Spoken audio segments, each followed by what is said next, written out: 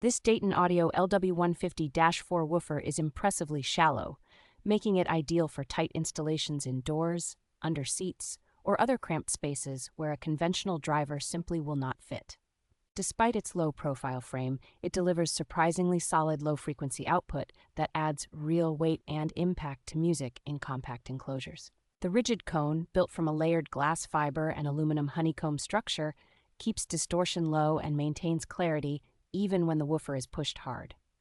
Its dual spiders and carefully shaped surround help the cone move in a controlled, linear way, which improves accuracy and reduces mechanical noise over a wide excursion range. A substantial multi-layer voice coil and optimized magnetic gap design allow the driver to handle significant power while staying cool and responsive. Venting through the spider landing lets you mount the woofer very close to enclosure surfaces without choking airflow, which is a big advantage in ultra-shallow boxes.